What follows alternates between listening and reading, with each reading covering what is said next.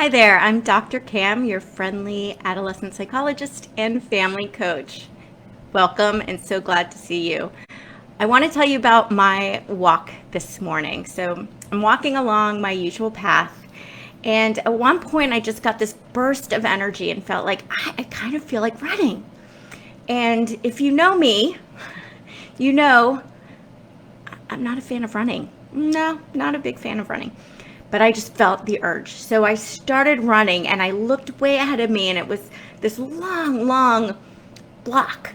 And I thought, I'm going to run all the way to the end. And I continue and I'm running and I'm feeling good. And then I think to myself, wait a second, I don't like running. Why am I running?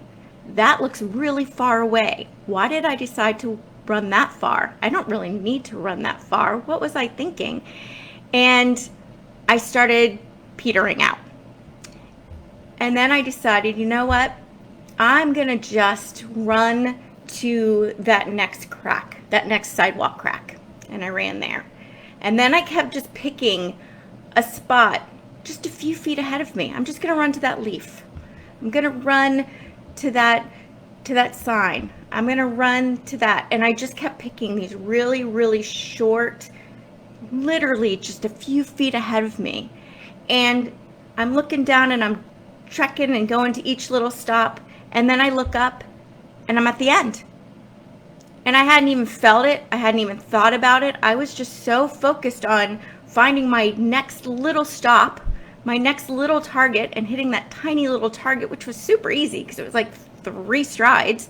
And then the next one, which was 3 strides. And suddenly I had run, which I don't typically like doing, the entire distance, which had seemed really far to me, who doesn't like running, and it was easy. I didn't even notice it. And this reminds me of something that I talk to my clients about a lot, and it's about breaking things down into smaller pieces. See, we're looking at things, particularly at dealing with online school is a big one for all of us. Whether we're going 100% distance learning or hybrid, I say we as if I'm doing, our kids are online a lot, and school looks so completely different than it ever has. And there's a lot of stress around this, and there's a lot of frustration around doing this. And I think we're looking at it wrong. We're looking at it as this sucks. This is an ordeal we've got to deal with. Our kids are doing terrible. They're not going to succeed. And I think I want to encourage us to look at it as this is a big challenge. This is something unexpected. This is a huge curveball that we've been given. So how are we going to approach it? How are we going to tackle this challenge? Because we all know, we've all been around for a while, and we know life is going to throw a lot of curveballs at us constantly. And they're going to throw a lot of curveballs at our kids. What a crazy great opportunity for us to teach our kids how to adapt to really big, painful curveballs. Because it's those that adapt that end up succeeding. It's those that crumble that end up, crumbling. And right now, we have this crazy opportunity to coach our kids through how to deal with a really tough challenge while we are still there to help them through it. And so I want to really think about it like I did on this run today, because running to me is about as painful as being online all day and struggling with the distance learning. That's how much I don't particularly care for it. Breaking it down into teeny tiny, really minuscule, easy to achieve wins helped me get to the goal. So here's how I would look at it, or how I do look at it, because my daughter's struggling with the same thing and not particularly a big fan of learning online at all, to say it very subtly. It's taking it into tiny, tiny little pieces. How can I break this down so we're not focused on this huge, massive change of having to do this every day, all day long? How can I just help them look at the next hour? How can I help them just get through the next 5 minutes? Maybe it's, you know what, let's just sign on. Sign on. That's all I want you to focus on right now. Because if you're having trouble motivating your child to sit down in front of the computer with this idea of, oh my God, I now have to sit here for the next 6 hours, this is going to suck. Just focus on, let's just sign on. Let's get there. And when we sign on, we now have a win under our belt. How do we break this down into teeny, tiny, easy to achieve little wins that as they start racking up these teeny, tiny little wins, they start learning how to be more successful and effective at the style of learning that, like it or not, we've got it for at least a few more months at minimum. We can continue to really grumble about it and let our teens grumble about it, or we can help them find a way to succeed at it. So the first thing I want you to think of is, how do I break this daunting day online into tiny little bits? How do I break down this massive amounts of homework that they feel like they have into tiny little bite-sized bits that they can continuously achieve and work on building on that momentum? The other thing I really want to encourage is to reset our expectations.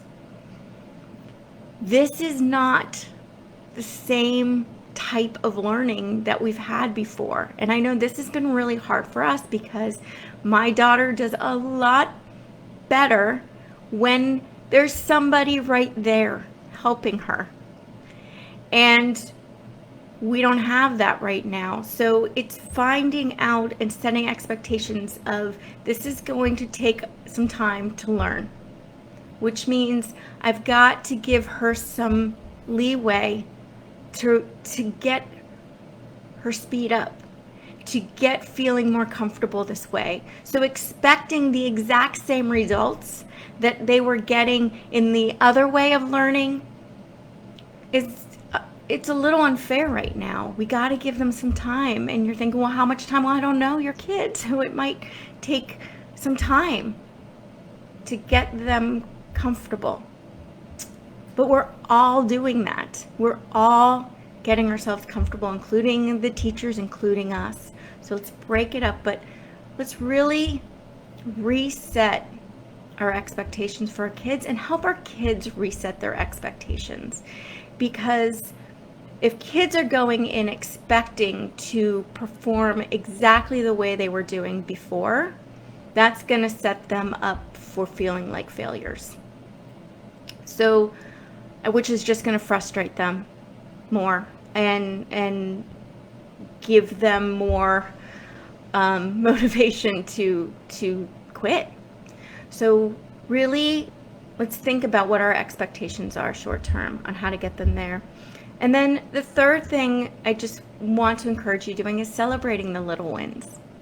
When they're able to figure out some piece of the technology that they weren't able to do before, that's awesome. If they were able to sign in on time, woo! woohoo, right? If they were able to, if they turned on their camera for 5 minutes, wow, like I know how awkward that is for kids. They feel like everyone's staring at them. It's super uncomfortable to be doing that. So let's celebrate those little wins. I'm not saying throw a big old party for every tiny little thing they do, but let's acknowledge it.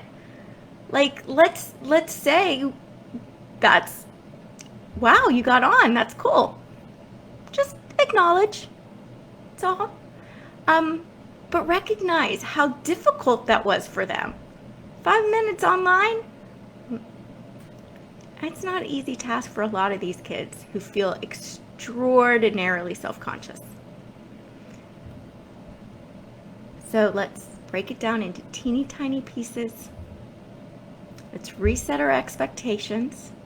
I'm not saying long term, but let's kind of reset what we're expecting and how we're doing this. And let's celebrate these little wins to encourage them to continue moving forward, to keep them, the momentum and their motivation up, because they need to stay motivated to push through this. This is difficult.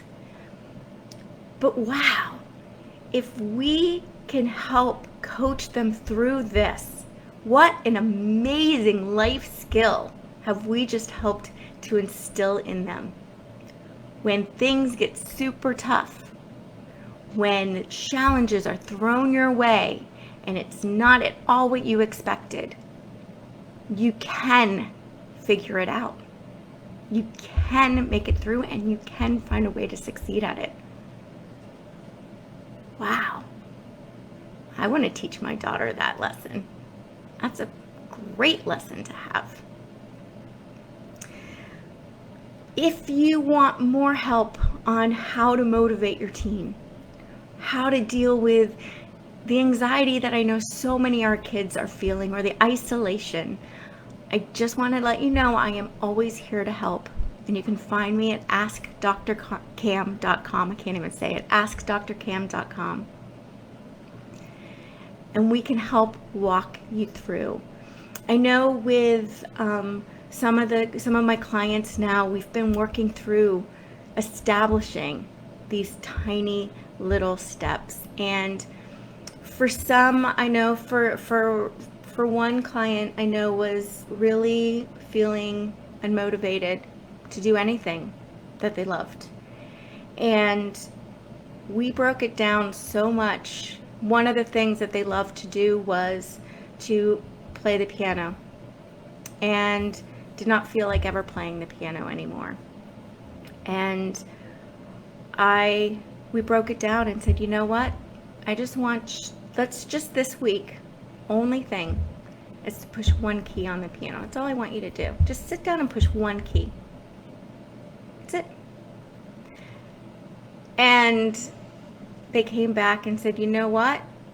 When I went down and sat down and pushed that one key, well, I was there already, so I ended up playing and practicing, and it was great because they weren't tasking themselves and overwhelmed with, oh, I don't feel like going and playing for an hour, but I can go push one note, one key on the piano, and now that I'm there, well, I just broke through that barrier and now I can play. So think about how you can help encourage your kids so that we can teach them how to push through and succeed. If this episode, if you found this at all useful, please like, share, follow, and I hope to see you tomorrow. No, not tomorrow, because today's Friday. Hey, it's the weekend. Yay. So I will see you here on Monday. And on Monday, I'm going to tell you all about my next challenge that I'm very excited about. I just talked to 3 experts that are going to come on with me, and we're going to help teach you strategies for staying calm and helping your kids stay calm. It's going to be great. Have a wonderful weekend.